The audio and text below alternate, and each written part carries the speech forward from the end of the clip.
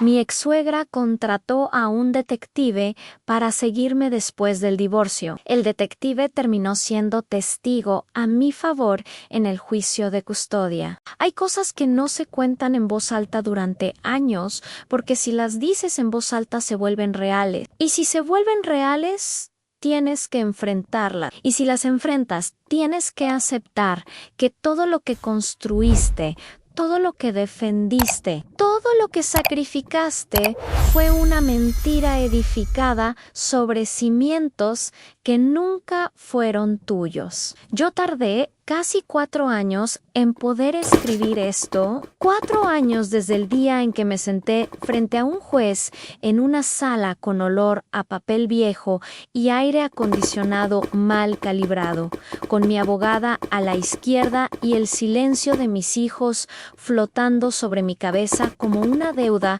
que todavía no sabía si iba a poder pagar. Pero voy a empezar desde el principio, no desde el divorcio, no desde la demanda de custodia. Voy a empezar desde Rodrigo, porque todo empieza y termina con él y con su madre, y con la familia en la que me perdí durante 11 años, creyendo que yo también formaba parte de ella. Conocí a Rodrigo Santillán Vega cuando yo tenía 24 años y él 28. Yo era técnica en radiología en un hospital privado de segunda categoría en una ciudad del centro del país que huele a tierra mojada en invierno y a smog en verano. Él era representante de ventas de un laboratorio farmacéutico y venía cada 2 semanas a dejar muestras y a sonreír con esa sonrisa de hombre acostumbrado a que le abran todas las puertas. Era guapo de una manera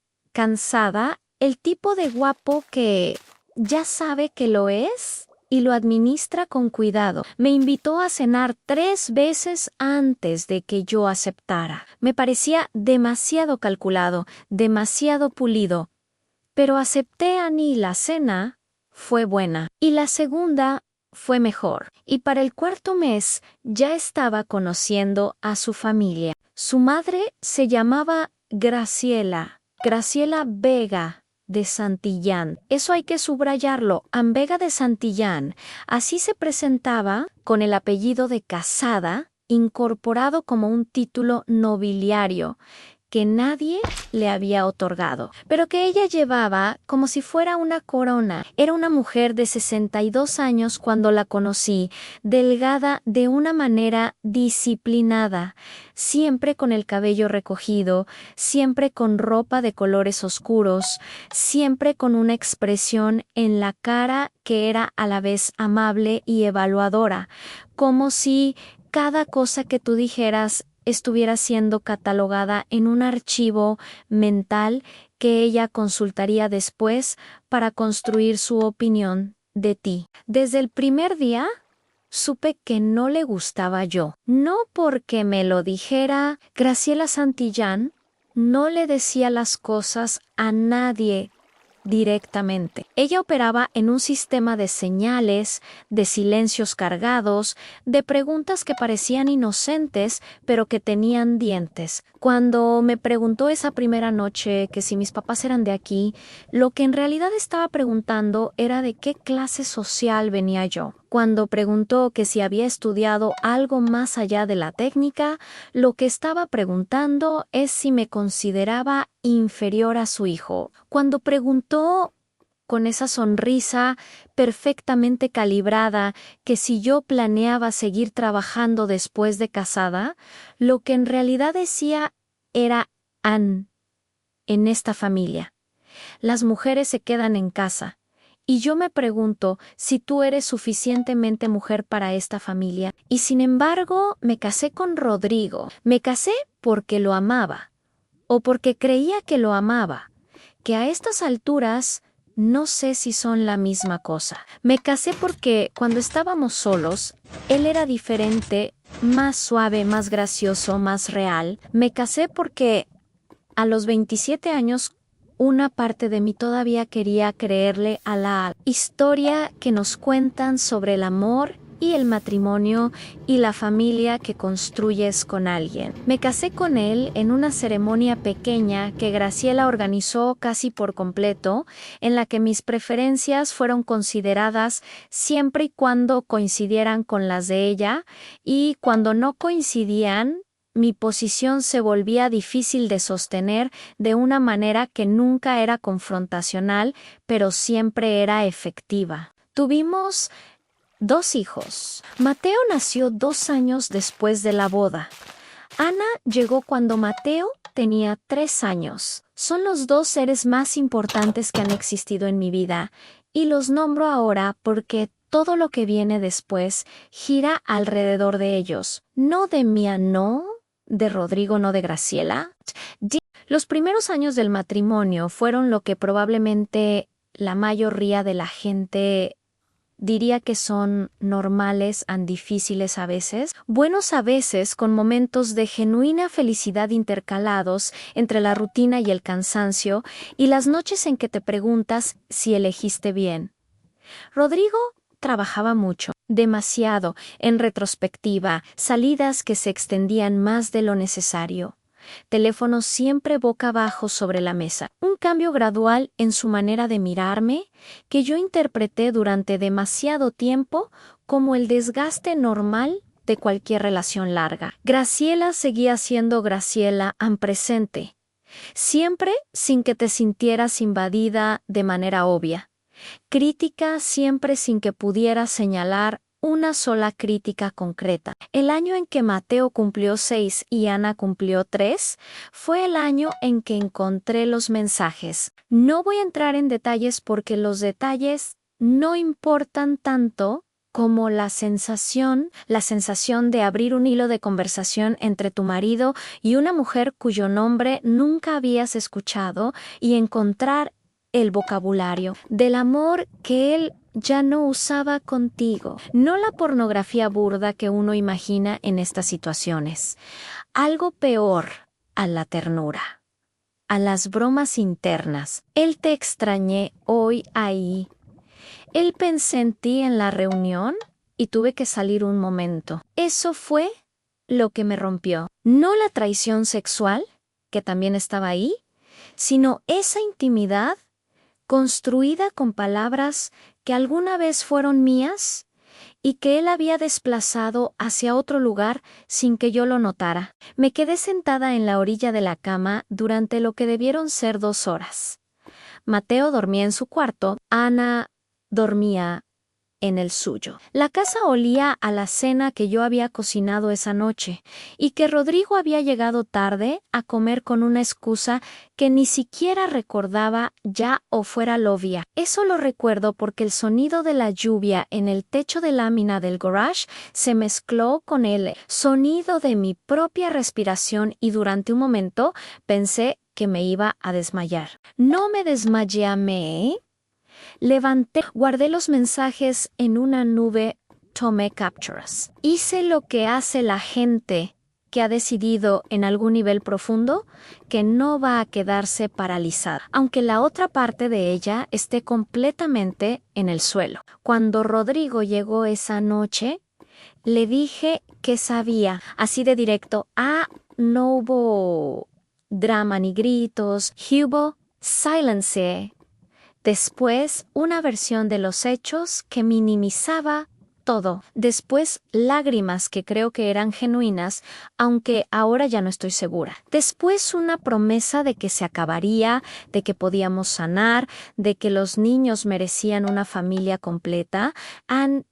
Yo escuché todo eso, asintí en los momentos adecuados, y en algún lugar dentro de mí algo se cerró con una especie de clic silencioso que nunca volvió a abrirse. Intentamos lo que se intenta en estos casos. Terapia de pareja con una psicóloga que olía a lavanda y que hablaba de comunicación asertiva y de heridas de apego primario. 3 meses de sesiones en las que Rodrigo participaba con la misma eficiencia con que participaba en sus juntas de trabajo, diciendo lo correcto, cumpliendo los formatos, sin que nada de lo que decía llegara a ningún lugar verdadero. Yo lo veía hablar y pensaba, Él sabe exactamente qué responder aquí. Y eso, paradójicamente, era lo más devastador de todo. Para cuando cumplimos 11 años de casados, ya vivíamos básicamente en paralelo dentro de la misma casa, an cordiales,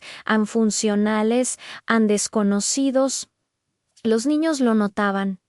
Claro que lo notaban. Los niños notan todo, aunque no sepan ponerle nombre. Mateo empezó a tener pesadillas. Ana se volvió más silenciosa en casa que en la escuela. Según me decía su maestra, con esa mirada de circunstancias que los maestros ponen cuando quieren decirte algo que no es su lugar. Decir, fui yo quien pidió el divorcio. Eso también, hay que decirlo con claridad, fui yo. No porque Rodrigo hubiera vuelto a serle infiel, o al menos no que yo supiera, sino porque cuando me senté a pensar en los próximos 20 años de mi vida, la imagen que veía era tan gris, tan absolutamente sin forma, ni color ni calor, que me asusté más de esa imagen que de cualquier otra cosa. Y porque mis hijos merecían ver a su madre vivir, no solamente existir dentro de una estructura que ya no tenía nada dentro. Rodrigo aceptó el divorcio con la misma eficiencia con que aceptaba todo.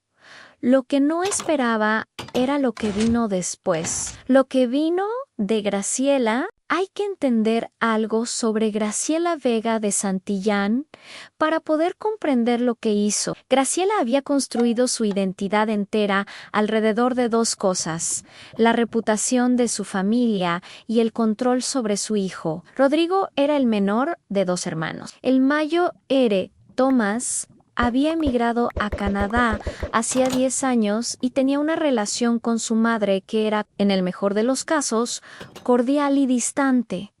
Rodrigo era el que se había quedado, el que llamaba todos los domingos, el que llevaba a los niños a visitarla cada 15 días, el que, en el imaginario de Graciela, representaba la continuación de todo lo que ella consideraba que era su legado. Y yo era la mujer que había roto eso. No importaba que Rodrigo hubiera sido infiel, no importaba que el matrimonio hubiera muerto por causas que tenían que ver con él tanto como conmigo. O más en el mundo de Graciela, los matrimonios no se rompen solos. Los matrimonios los rompen las mujeres que no están a la altura, las mujeres que no saben mantener a sus hombres, las mujeres que anteponen su comodidad personal a la estabilidad familiar. Y yo, al pedir el divorcio, no solamente había destruido su familia,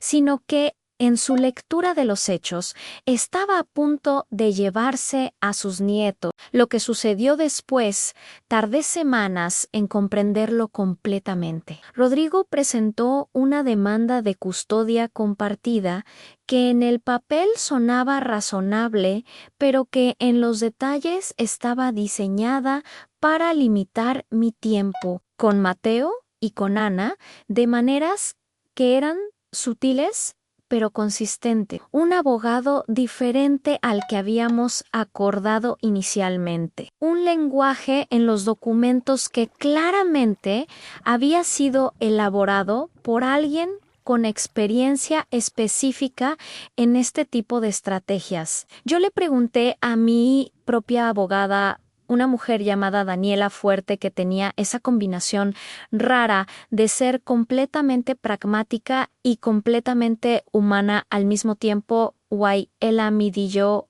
alguien está financiando esto no lo paga el sueldo de un representante farmacéutico. Graciela estaba financiando el proceso legal. No solamente eso, Ana estaba dirigiéndolo. Me enteré después por una conversación que Rodrigo tuvo con su hermano Tomás, y que Tomás, en un acto de decencia que nunca terminé de agradecerle bien, me transmitió de manera indirecta a través de su esposa Ann Graciela. Tenía la teoría de que yo llevaba una doble vida en que salía, que dejaba a los niños solos o con personas desconocidas, que había un hombre, que el dinero que yo ganaba con mi trabajo en el hospital no era suficiente para explicar cómo vivíamos, lo cual era un argumento absurdo porque Rodrigo pagaba una pensión y yo había administrado bien mis finanzas durante años. Pero la lógica de Graciela no necesitaba ser consistente para ser poderosa. Y entonces vino lo que no supe que existía hasta semanas después, lo que cambió todo. Graciela contrató a un detective privado para seguirme. Cuando mi abogada me lo dijo por primera vez, en su oficina, un martes por la tarde, con el café todavía caliente entre mis manos, tardé unos segundos en procesar lo que significaba. Daniela lo dijo con esa calma suya que a veces me sacaba de quicio y otras veces era lo único que me impedía desmoronarme. Valentina, hay evidencia de que estás siendo seguida por un investigador privado contratado por la familia Santillán. Y yo recuerdo que lo primero que sentí no fue miedo, sino una especie de náusea fría. El tipo de sensación que tienes cuando descubres que alguien estaba en tu casa mientras tú dormías. Me habían seguido. Alguien había estado siguiéndome. Empecé a repasar las últimas semanas con una compulsión casi enfermiza. La mañana en que llevé a Mateo al dentista y tuve que esperar 40 minutos en el estacionamiento porque nos habíamos adelantado, los miércoles en que recogía a Ana de su clase de danza y nos quedábamos a tomar un helado en la nevería de la esquina porque ella siempre pedía el de mango y yo siempre pedía el de limón y era uno de esos rituales pequeños que son en realidad el tejido real de una vida. Las tardes de domingo en que llevaba a los dos al parque y yo me sentaba en una banca con un libro que casi nunca lograba leer más de 3 páginas porque siempre había algo que me pedían y ese siempre me llenaba de una satisfacción que no sabía explicarle a nadie. ¿Alguien había estado ahí? En el parque, en la nevería, fotografiándome desde un coche estacionado al otro lado de la calle. La idea me producía una indignación que no era solo miedo, sino también algo más oscuro, algo que tenía que ver con la violación, con que alguien había decidido que mi vida privada, mi vida cotidiana, mis momentos con mis hijos, era territorio que podían invadir con una cámara y un bloc de notas y el objetivo de destruirme. Porque ese era el objetivo, que nadie se confunda. En Graciela Santillán no contrató a ese hombre para encontrar la verdad, lo contrató para construir una narrativa que le permitiera quitarme a mis hijos. La diferencia entre buscar la verdad y buscar munición es total, y ella estaba claramente en el segundo camp. Daniela me explicó lo que sabía.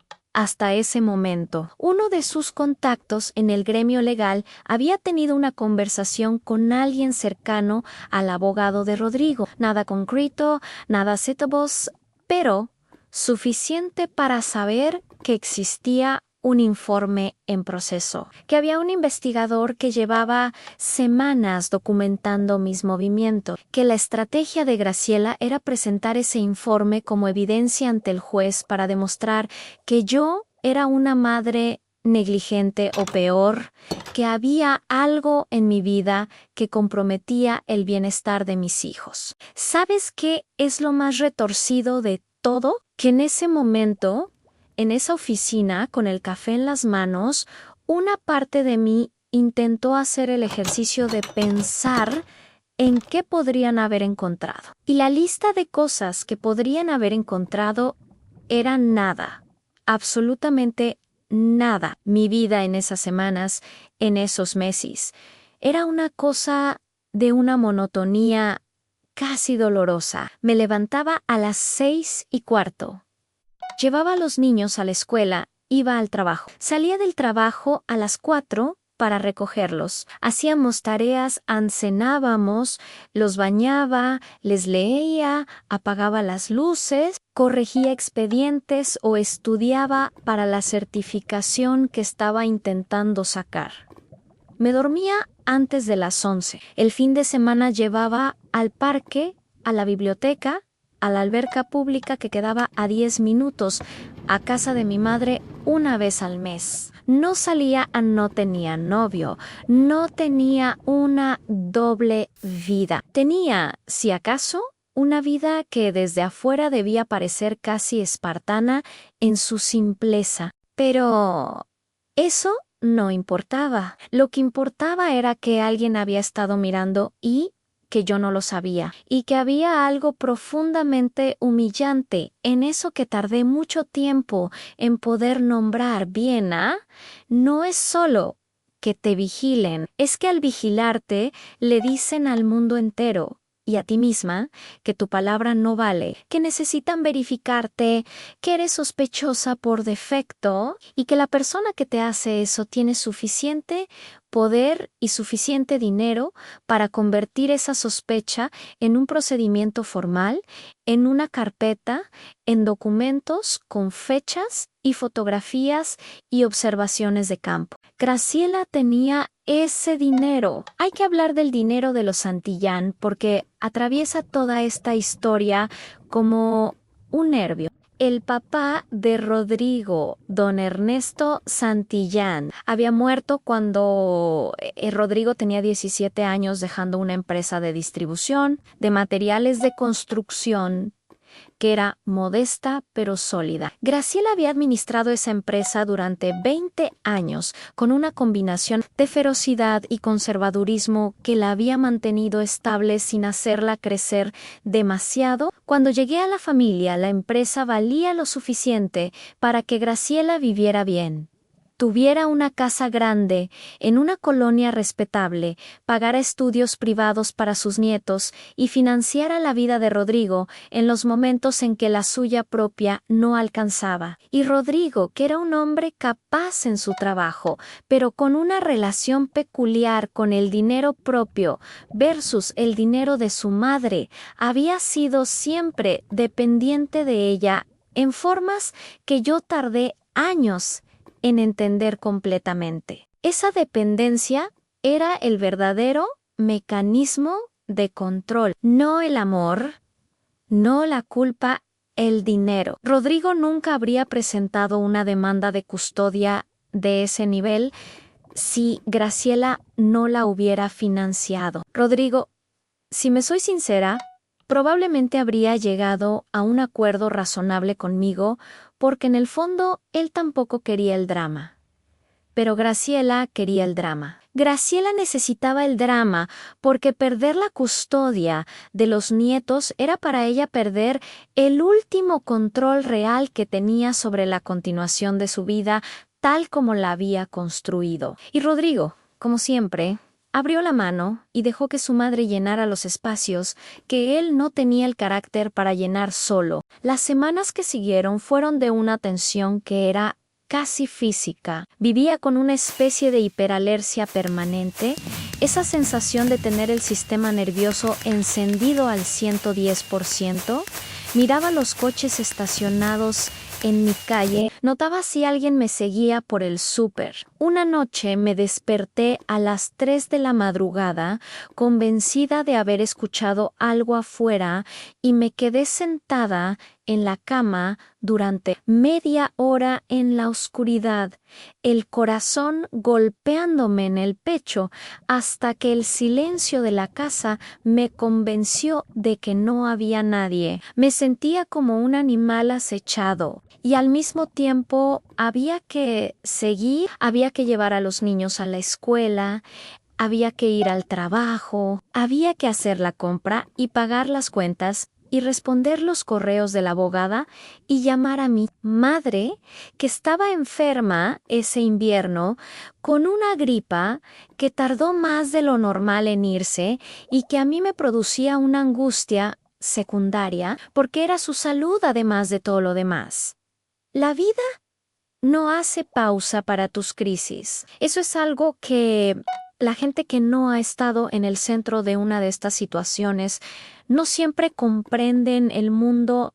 No para, tú tienes que seguir funcionando mientras por dentro se está derrumbando todo. Hubo una noche, recuerdo que era un jueves, que Mateo tuvo una pesadilla y vino a mi cuarto llorando. Tiene 9 años ahora, tenía 8.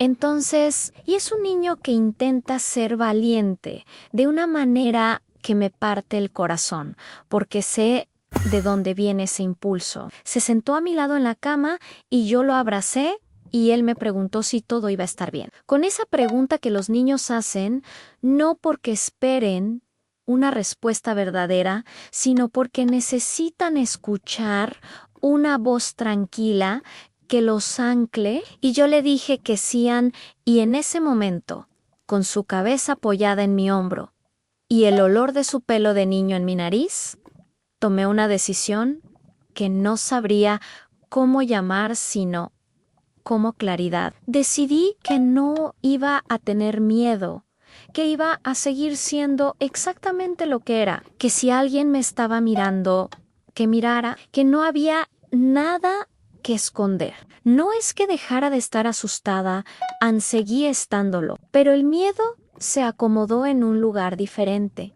Dejó de paralizarme y se convirtió en una especie de combustible frío. Hace eso a veces el miedo cuando no tienes otra opción. Mi abogada Daniela hizo algunas averiguaciones discretas. Sabíamos que el investigador existía, pero no quién era, no qué había documentado, no en qué estado se encontraba el informe. Lo que sí sabíamos era que la audiencia principal estaba programada para dentro de 6 semanas y que era ahí donde todo se definiría en custodia en régimen de visitas. El futuro de Mateo y Ana en 6 semanas en las que, aunque yo no lo supiera, alguien me miraba. Fue durante ese periodo que ocurrieron también las conversaciones con mi familia, que merecen su propio espacio porque en una historia sobre traición y lealtad es imposible no hablar de los dos. Mi madre,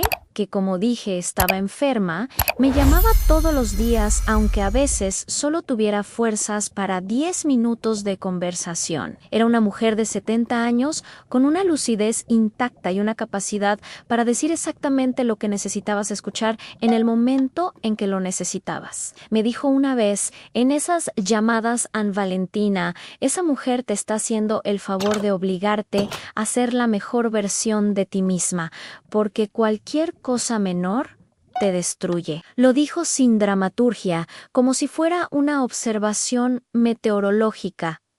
Y tardé días en entender qué tan exacta era esa frase. Mi hermana Claudia, en cambio, me daba consejos que oscilaban entre lo práctico y lo contraproducente. Era ella quien más me instaba a contraatacar, a buscar irregularidades en la vida de Rodrigo, a construir mi propia narrativa ofensiva. Y yo entendía su impulso porque venía del amor y de la furia justificada. Pero Daniela me había dicho desde el principio, no peleen en el barro porque el barro los mancha a todos y los que más pierden son los niños. Eso me lo repetí como un mantra durante semana. No pelear en el barro, en seguir siendo quien era. Dejar que la verdad hiciera lo que la verdad hace cuando se le da el espacio suficiente. Lo que no sabía era que la verdad ya estaba siendo documentada por el mismo hombre que Graciela había pagado para destruirme. Me enteré de la existencia de Héctor Morales Reyes 4 días antes de la audiencia. Daniela me llamó a las 7:30 de la mañana, que era inusual para ella, y por el tono de su voz cuando contesté, supe que algo había cambiado. No algo malo. Algo que ella todavía estaba procesando mientras me lo decía. Me pidió que fuera a su oficina esa tarde y que llegara tranquila, que tenía buenas noticias, pero que quería explicármelas en persona porque eran complicadas. Llegué a su oficina a las 5 de la tarde con Ana dormida en el coche. Mateo estaba con mi hermana, y la niña se quedó durmiendo en el asiento trasero mientras yo me sentaba frente al escritorio de Daniela con una taza de café que esta vez no fui capaz de tomar. Héctor Morales Reyes era investigador privado, 53 años, exinspector de la Policía Municipal de una ciudad del norte, retirado hace una década, con 15 años de experiencia en el sector privado, especializado en seguimientos, vigilancia, documentación de conducta para procesos legales, sobre todo divorcios y litigios de custodia. Un profesional en el sentido más estricto de la palabra. Eso era lo que Graciela había contratado, no a matón, no a alguien que fuera a fabricar evidencia, a alguien que documentara lo que encontrara, y lo que encontró durante 6 semanas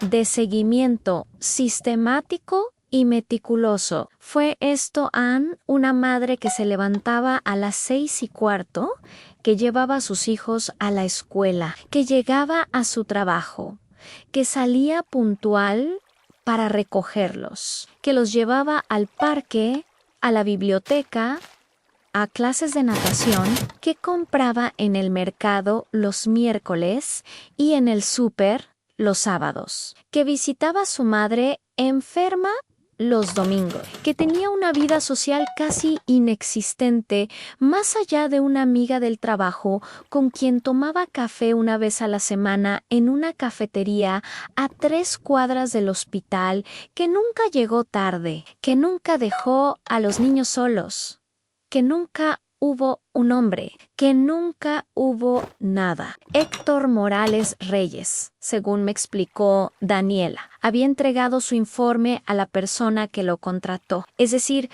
a través del intermediario que manejaba los pagos de Graciela, y el informe había generado una crisis en el equipo legal de Rodrigo, que era casi cómica si no fuera tan siniestra. Habían pagado a un profesional para documentar evidencia que los destruyera, y el profesional había documentado evidencia que los destruía a ellos. Lo que Daniela me explicó a continuación fue lo que cambió todo. Héctor Morales, al constatar que su informe no iba a ser usado por la parte que lo había contratado, que en cambio lo suprimiría o lo descartaría, había tomado una decisión que me costó semanas entender en su dimensión completa, porque en el mundo en que vivimos no estamos acostumbrados a que alguien haga lo correcto simplemente porque es lo correcto.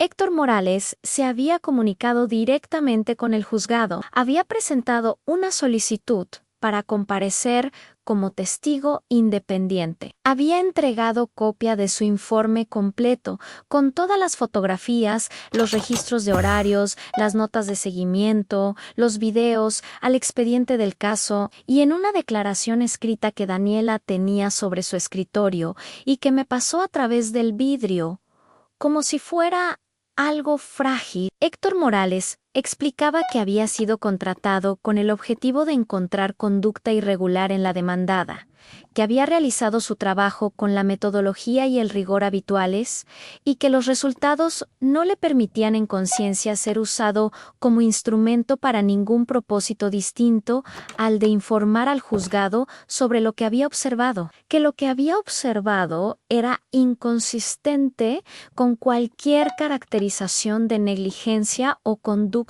inapropiada, que en su experiencia de 15 años, la madre en cuestión representaba un perfil de estabilidad parental por encima del promedio. Leí esa declaración 2 veces, y la tercera vez no pude terminar porque me empezaron a temblar las manos. Daniela me miraba desde el otro lado del escritorio con una expresión que yo no le había visto antes. Algo entre satisfacción profesional y genuina emoción humana. Me dijo en voz baja a Valentina: Graciela Santillán pagó para destruirte y lo único que consiguió fue financiar tu defensa. Hay momentos en la vida que son demasiado grandes para procesar en el instante en que ocurren. Este era uno de ellos. Yo recuerdo que asentí Recuerdo que dije algo. Recuerdo que salí al coche donde Ana seguía durmiendo, que me senté en el asiento del conductor y que me quedé mirando el techo durante varios minutos, mientras algo en mi interior hacía un ruido que no era exactamente llanto y no era exactamente risa, sino algo entre los dos, el sonido de una estructura que ha aguantado demasiado tiempo, finalmente siendo liberada de una presión que no debió haber tenido nunca. Pero no quiero saltar a la audiencia todavía, porque hay algo que sucedió en los 3 días entre ese momento y el momento en que me senté frente al juez, y que forma parte esencial de esta historia, porque tiene que ver con la venganza y con lo que la venganza en realidad es, y con las formas en que la gente la ejerce sin entender que también pueden ser víctimas de ella. Cuando Rodrigo supo que Morales había presentado el informe por su cuenta ante el juzgado, hubo una escena, me lo contó Tomás después, con esa mezcla de vergüenza ajena y fastidio que tenía cuando hablaba de su familia. Rodrigo fue a casa de Graciela. Hubo gritos, cosa rarísima porque los Santillán no gritaban.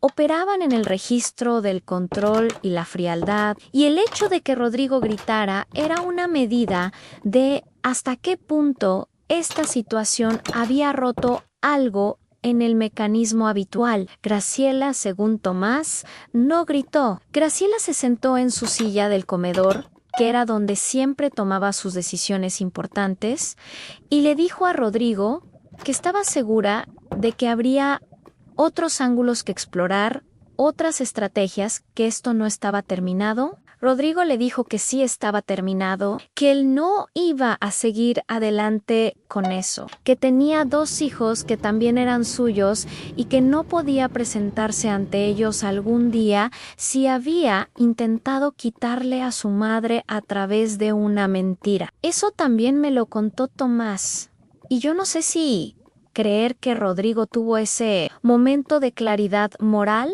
o si simplemente calculó que con el informe de Morales en el expediente ya no había ninguna estrategia posible. Ambas cosas pueden ser verdad al mismo tiempo. Las personas son así, pero lo que sí sé es que Graciela en esos 3 días intentó hacer algo más algo que me enteré después de la audiencia y que en su momento no procesé bien porque estaba demasiado agotada para seguir procesando traiciones adicionales. Intentó comunicarse con la maestra de Ana, a quien conocía de las reuniones escolares, para preguntarle por el estado emocional de la niña, presumiblemente buscando algún elemento que pudiera añadirse a alguna narrativa alternativa. La maestra, que era una mujer llamada Patricia, con más intuición que la media, le dijo cortésmente que las comunicaciones sobre sus alumnos las hacía exclusivamente con los tutores legales, le deseó buen día y colgó. Y después me llamó a mí para contármelo. Hay personas en la vida que aparecen en los momentos exactos en que las necesitas y hacen exactamente lo correcto sin que nadie se los pida.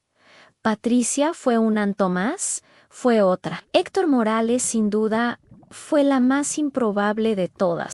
La noche antes de la audiencia no dormí, no porque estuviera paralizada por el miedo, sino porque estaba demasiado presente, demasiado viva, demasiado consciente de cada segundo. Me senté en el suelo del cuarto de los niños cuando ya estaban dormidos y los miré dormir durante un buen rato. Mateo dormía de lado, con el brazo doblado bajo la almohada, que es exactamente como dormía su abuelo materno, a quien nunca conoció. Ana dormía boca arriba con los brazos abiertos en una cruz perfecta, total abandono al sueño, sin miedo a nada. Y yo pensé, ¿han dormido así toda su vida? ¿Seguros, han cuidados? Nunca solos. Y me pregunté si Graciela, en toda su campaña para demostrar que yo era una madre inadecuada, había pensado alguna vez en que sus nietos dormían así en seguros. porque yo estaba ahí. Probablemente no. Probablemente en su narrativa yo era un obstáculo entre ella y sus nietos, no la persona que hacía posible que sus nietos durmieran con esa tranquilidad. Las personas que operan desde el control no suelen ver los efectos secundarios de lo que controlan. Me fui a la cama a la 1 de la madrugada, puse la alarma a las 5:30 y justo antes de quedarme dormida, en ese espacio extraño entre la vigilia y el sueño donde los pensamientos pierden su lógica habitual, pensé en Héctor Morales, en ese hombre que yo nunca había visto, que había pasado 6 semanas siguiéndome sin que yo lo supiera, que había fotografiado mis martes y mis domingos y mis mañanas en el parque y mis tardes haciendo tareas, y que había decidido que lo que había visto no podía ser utilizado para hacerme daño. Me pregunté qué edad tendrían sus hijos. Ansí tenía hijos. Sí pensó en ellos cuando tomó esa decisión. Sí pensó en los míos. La sala del juzgado olía a papel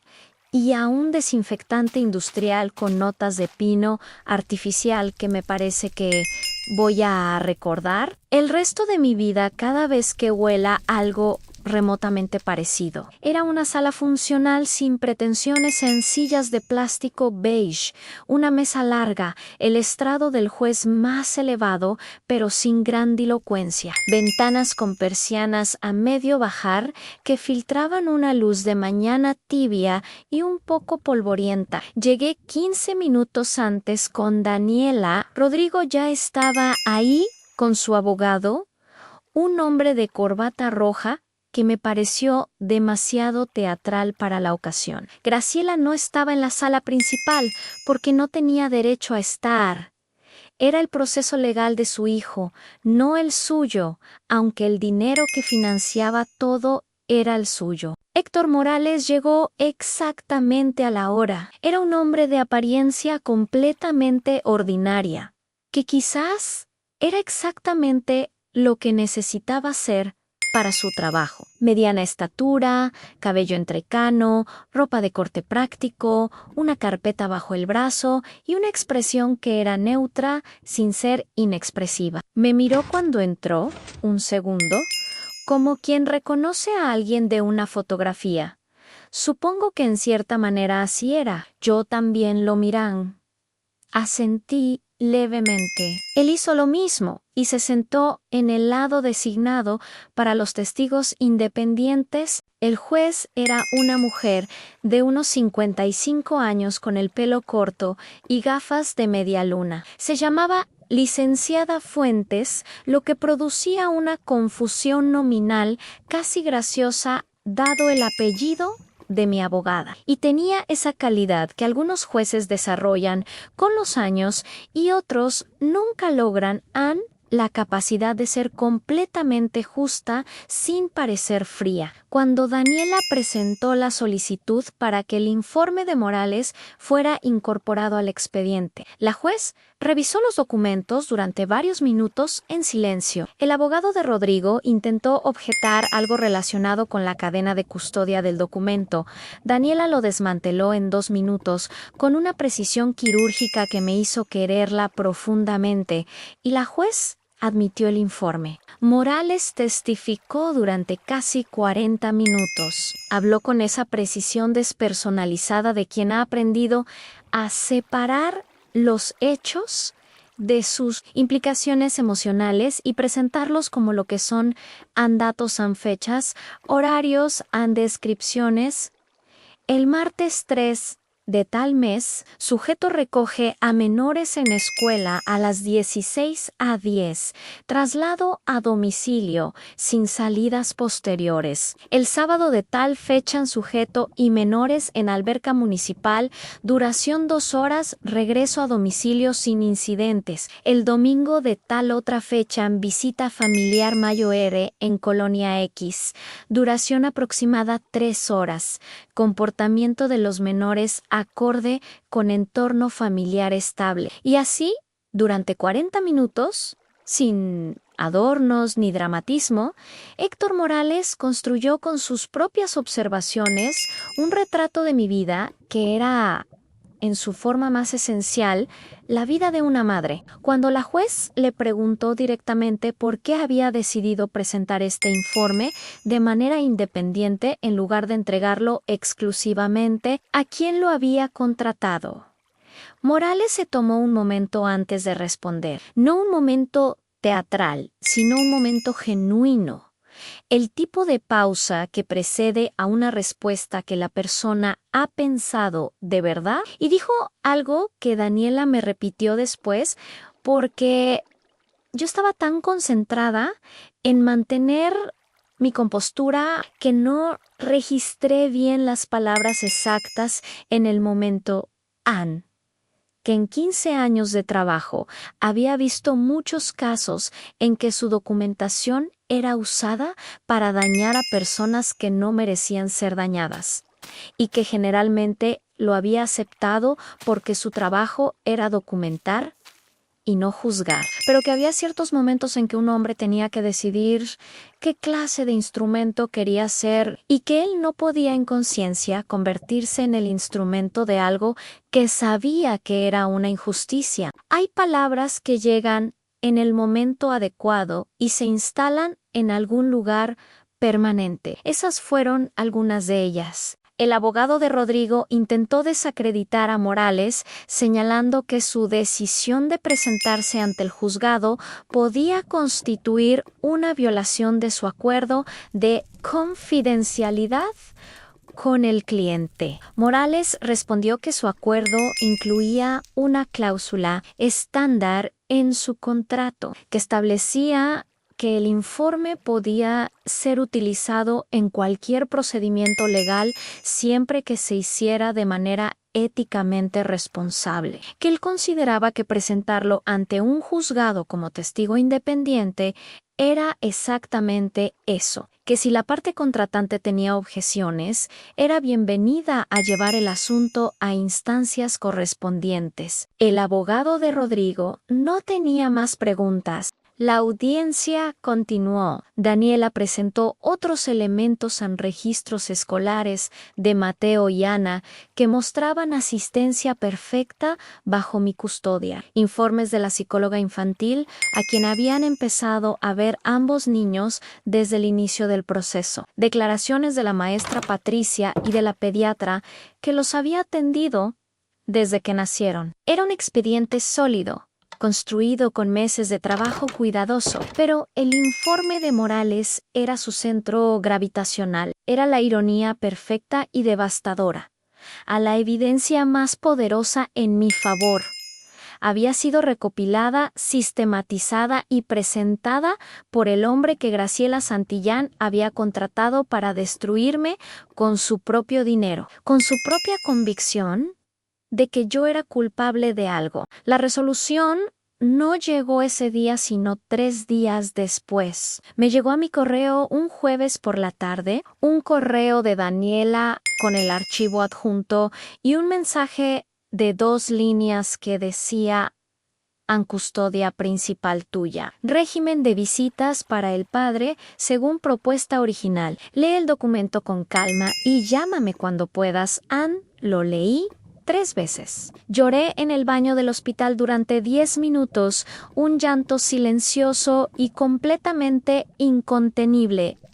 El tipo de llanto que no tiene nada de elegante, pero que es posiblemente el más honesto que he hecho en mi vida. Y después me lavé la cara. Me miré en el espejo durante un segundo y volví a mi turno. Esa noche, cuando recogí a los niños y llegamos a casa y estábamos cenando los 3 en la mesa de la cocina, con la televisión apagada, porque habíamos acordado hace tiempo que la cena era sin pantallas. Ana me preguntó que si podíamos hacer palomitas después para ver una película, y yo dije que sí. Ahí fue todo. Fue exactamente eso.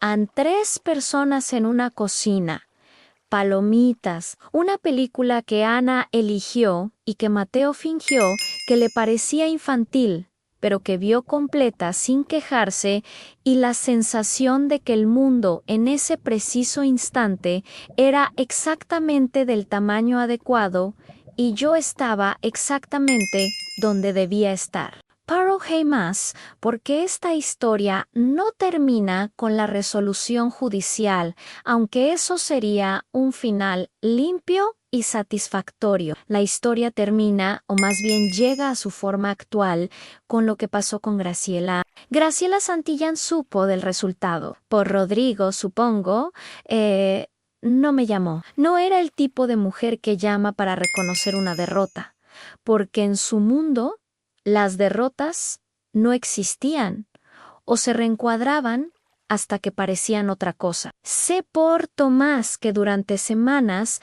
estuvo construyendo narrativas alternativas, aunque el juez había sido parcial, que el sistema favorece a las madres de manera injusta, que Morales era un profesional sin ética que había traicionado a su cliente. Las narrativas que construimos cuando no podemos aceptar que simplemente estábamos equivocados. Low QC Paso, y que tardé en conocer en sus detalles completos, fue lo siguiente. El abogado de Rodrigo, que como todos los abogados en este tipo de casos tenía su propia reputación que proteger, presentó una reclamación formal contra Graciela por haberlo puesto en la posición de avanzar una estrategia basada en evidencia que él desconocía, que contradecía por completo sus premisas. No un proceso legal formal, sino el tipo de reclamación que se hace entre profesionales y que tiene consecuencias en la reputación y en las facturas. Eso abrió una conversación entre Rodrigo y Graciela sobre el dinero que ella había gastado, que era una cantidad considerable, y sobre quién era responsable del desastre estratégico resultante. Esa conversación, según me dijo Tomás con su habitual economía de palabras, fue la más difícil que habían tenido en años, quizás en décadas. Rodrigo, en los meses posteriores, fue volviéndose más independiente de su madre en formas que yo observé sin comentar. Empezó a comunicarse conmigo directamente sobre los niños en lugar de hacerlo a través del abogado. Llegaba puntual a sus días de visita. Era más presente, más real, menos el hombre que había sido durante los últimos años del matrimonio. No pienso romantizar eso ni convertirlo en una redención que no me corresponde narrar. Ese es su proceso, no el mío, pero lo observé y lo agradecí en la medida en que beneficiaba a Mateo y a Ana, que es la única medida que importa. Con Graciela no he vuelto a tener una relación propiamente dicha. La veo en los eventos importantes, cumpleaños, Navidad cuando corresponde, graduaciones escolares. Tenemos un armisticio tácito que ninguna de las dos ha nombrado, pero que ambas respetamos. Ella sigue siendo la abuela de mis hijos y eso no va a cambiar, y yo no tengo ningún deseo de convertir a Mateo y a Ana en el campo de batalla de algo que ya terminó. Pero la Graciela que me mira ahora en esas ocasiones es diferente a la de antes. No humillada, porque no creo que sea una mujer capaz de sentir humillación en el sentido ordinario, pero sí como alguien que ha calculado mal sus propias fuerzas y que ha aprendido, si no humildad, al menos la precaución que se parece a ella. ¿Qué pienso de la venganza? Me lo han preguntado en distintas formas las personas que conocen esta historia, y mi respuesta siempre los decepciona un poco porque no es dramática. No creo que lo que pasó haya sido venganza mía. No hice nada para destruir a Graciela. No busqué su daño. No construí una estrategia para hacerla caer. No usé el momento de su derrota para añadir humillación. Lo que pasó fue más extraño y más preciso que eso, Anne. fue el mundo siendo consistente con lo que es. Ella construyó una mentira y contrató a un profesional para que la documentara, y el profesional documentó la verdad en su lugar. No porque yo hiciera nada, sino porque la verdad, cuando alguien la busca con suficiente rigor, tiende a aparecer. Hay un tipo de justicia que no requiere que tú hagas nada, que simplemente requiere que seas lo que eres y que esperes con suficiente paciencia a que el mundo lo registre. Es la forma más difícil de justicia porque requiere exactamente lo contrario de lo que el instinto te pide cuando alguien te ataca. No responder, no contraatacar, no bajar al barro, solo seguir siendo lo que eres. No sé si Héctor Morales piensa: en este caso, no lo volví a ver después de la audiencia. Daniela lo contactó para agradecerle formalmente en términos legales. Yo le escribí una nota a mano que le hice llegar a través de ella. Era breve. Le decía que su decisión había cambiado la vida de 2 niños, que esperaba que eso valiera lo que le había costado, que no sabía cómo llamar a lo que había hecho, excepto con una palabra que ya casi no usamos, porque nos parece demasiado simple, honesto. No sé si se la leo. No sé si importa. Algunas cosas no necesitan ser sabidas para ser reales. Han pasado casi 4 años. Mateo tiene 12 ahora y está en una edad en que ya no me abraza en público, pero que todavía, cuando cree que nadie lo ve, se acerca y me apoya la cabeza en el hombro un momento y después se aleja como si no hubiera pasado nada. Ana tiene 9 y es la persona más directa que conozco. Dice lo que piensa con una claridad que a veces me deja sin palabras y que me llena de un orgullo que no sé cómo expresarle sin asustarla. Los 2 están bien. Eso es lo que importa. Eso es lo que siempre importó. Y yo, que en el peor momento de todo esto, tuve miedo de no ser suficiente, de que el sistema fallara, de que el dinero y la determinación de una mujer rica y furiosa pudieran borrar lo que yo era. Sigo aquí, con mi trabajo, con mis hijos, con mi vida, que desde afuera sigue siendo ordinaria y desde adentro es todo lo que necesito que sea, con el recuerdo de un detective que no conocía, que pasó 6 semanas mirando mi vida desde afuera y vio lo mismo que yo veo desde adentro, una madre solo eso, y al final resultó ser suficiente. Si llegaste hasta aquí, gracias. Tardé mucho en escribir esto. Lo puse aquí porque a veces necesitas que el mundo sepa qué ocurrió, aunque no puedas decírselo a las personas que forman parte de él. Ann, si estás en algo parecido, Ann sigue siendo quien eres. Es más difícil y más lento que cualquier otra estrategia. Y es lo único que funciona de verdad.